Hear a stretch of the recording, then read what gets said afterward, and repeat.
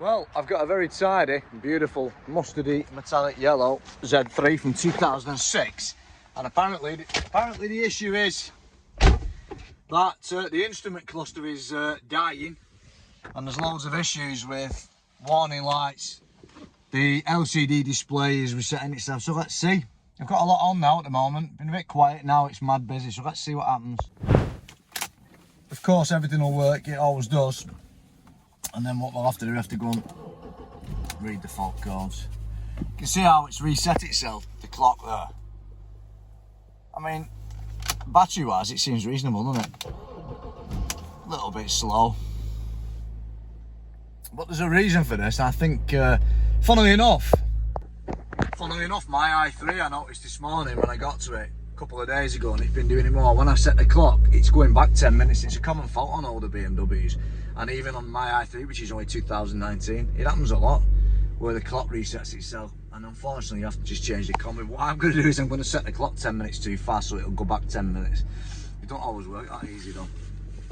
Yeah, and now I see from customers' perspective more, because it's going to cost over £1,000 to replace that, and I'm not going to spend that at all, so I'm not really bothered. But it's just a bit annoying. I had an appointment last night, physio, which went very well, by the way, for me knackered left arm, my spazzy left arm. And I realised that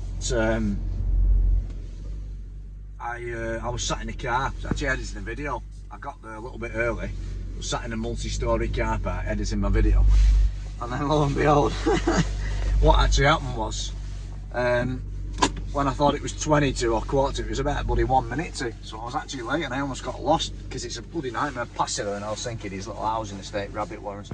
Anyway, let's get it in.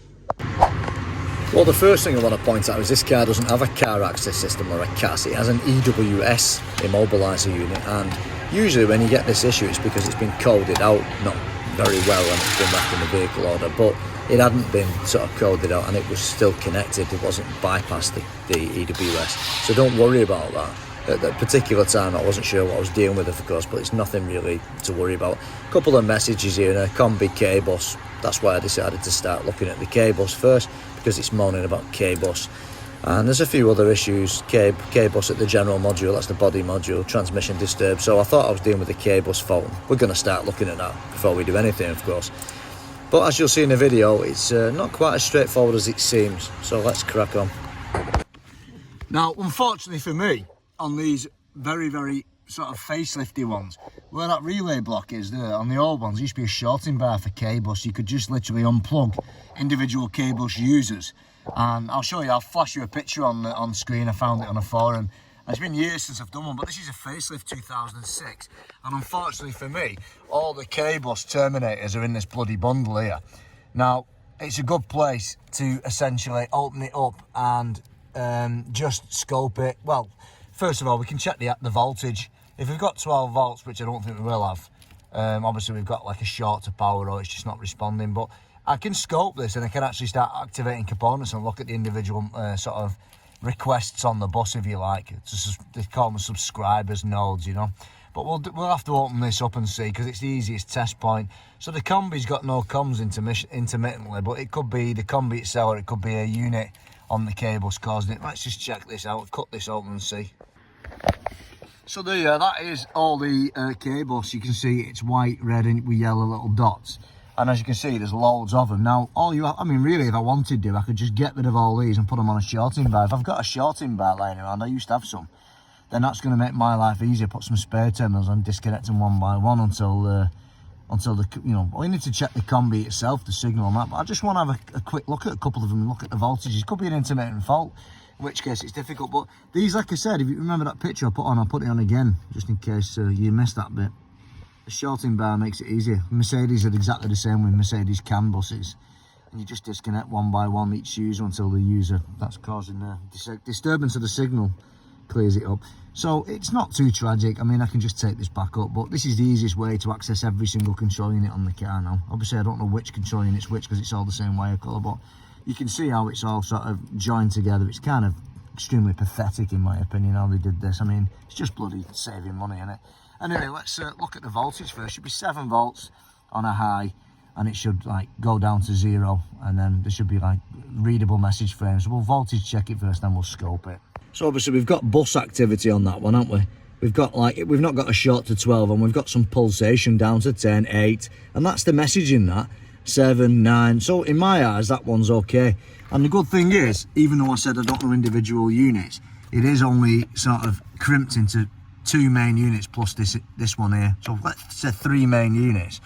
So if we get only a 12 volt on this one and nothing else, that means something on this node, one of these nodes on this part of the bus is shorted to 12 volt. We just have to disconnect each one until we don't get 12, until we get a, you know, sort of a pulsation like that. But we'll scope it, of course. But we're going to now check this one and see, and then we'll check this one, then we'll start scoping it. I need to have a word with Darren at Mechanic Mindset. I can't get on with this think scope at all. It's okay, but I'm falling back to my old favourite, which is what I started 5 years ago in this place with, which is the AVL Diagnostic now. It's really old school, as you can see. I've tucked it under the car because it's so goddamn huge, but it's German and it's absolutely fantastic. And I can't have any ambiguity.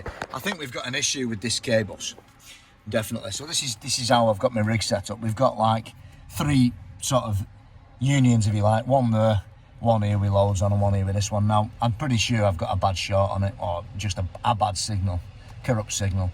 So I've got the battery charger hooked up now to the car, and we're going to load my laptop now and jib the think tool off for now and see how we get on. Right, so I managed to get this dye test set up, and what I love about this scope, and I'd forgot just actually how superior this is to virtually anything on the market, even though it's old. It's a bit of a clunky bugger, but what I love about this particular scope is when you can set this now to a falling edge, a voltage level of 10 volts instead of 1 that it was on, and this timeout on pre-trigger, it's so much easier to get a... Now I can do the same on that Think one, but it's so much more hassle to do that. So I've actually got this now set up to a 500 USEC time division. Obviously if I can go to 2 milliseconds or something like that, it gives me like a bigger view of it in that sense. But it gives me more detail of individual messages at 500 USECs and, you know, the state of it. And it's a pretty good signal actually, nothing wrong with it, is there? There's no short. It's got a high of 12 volts and it's dropping to a low of, well, 0 volts in that sense. We start activating stuff on the car now, these individual messages will increase will increase basically. So there's nothing wrong with that, and this is always a problem. So what I need to do now is I need to now go from this node to this bunch of nodes here, and then that one, and see if we can see any. I don't think we'll see out because they're all connected anyway, but let's just have a go at it. And like I said, this is the issue. So now we're on the other node, it's a perfect signal, there's just nothing wrong with it. So unless it's intermittent, which it probably is. Bit of a wiggle test there, that's doing nothing really.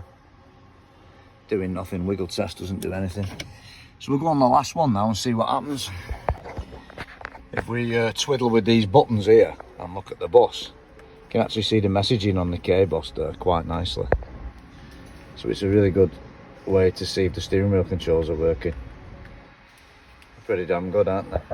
There's an issue with this, but I'm damned if I know what it is. Let's do the volume. That don't do well. Anything else? Cruise control maybe? No. There's the indicators, left and right. That's the signals on the K-bus. Yeah.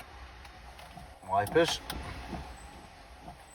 So really, other than being a little bit curvy at the top, there's nothing wrong with that bus, isn't there? Well, it's looking very much to me now like we've got an issue with the combi itself. So I've done everything. There's nothing wrong with the K-bus. We've scoped it, we've seen it. We're on the ground there, and what I'm doing is I'm basically essentially just disconnecting and connecting this bloody thing. Because when the fault occurs, it's basically like there's a power supply issue on it, essentially.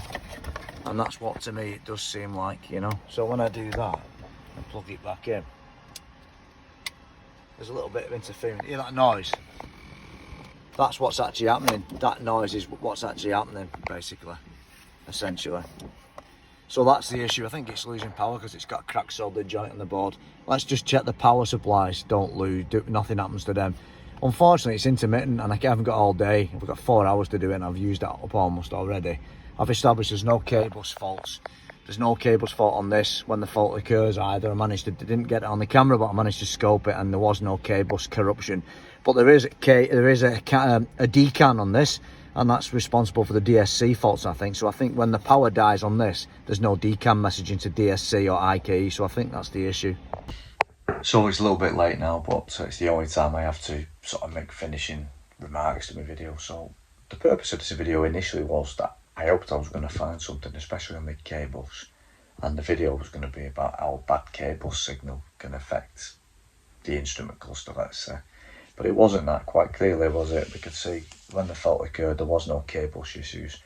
Now, similarly, when the fault occurred, there was no live or ground loss. So everything was okay. So that concludes to me the only fault can be a dried solder joint with inside that the old combi, you know. So then the purpose of the video has now changed, and it's changed to teach you something. It's teach you that you can't always find the exact fault, and in which case you must either replace it or make an educated guess and send it away to be repaired. I don't have a microscope, bench microscope. I'm not a skilled electronics engineer, but I'm a damn good fault finder, as you know. So when the instrument cluster, when I disconnect the power and put the power back on, I can reproduce the same symptom, the noise, the buzz buzz noise, and the flickering of the cluster, which means to me that there's probably a problem on the board inside, losing power, or the pins, probably not the pins, more the board, in the connector, I mean. So this video is a good one to teach you that. Don't beat yourself up. You're not an electronics engineer, you're a fault finder like me. So make an educated guess, rule out everything else so that it only leaves kind of one common denominator, which is the cluster, in my eyes. I'll probably make a follow-up video when it comes back after a few weeks of being repaired, or hopefully they do find something. But either way, I'll make a follow-up. And that's all I wanted to say. I can't find everything definitively, but I can have a good go at eliminating everything else to make an hypothesis as to the right course of action. So I hope you like that. Now it's time for bed. Getting up early in the morning. It's Sunday night. It's about 11 o'clock. I don't have much time otherwise to do my endings. I hope you liked it. Loads of views now, last couple of days. 20,000 views in 2 days. Wow, I've never had that. Been doing a lot of shorts. So that's helping. Let's get this channel to 100,000. See you soon.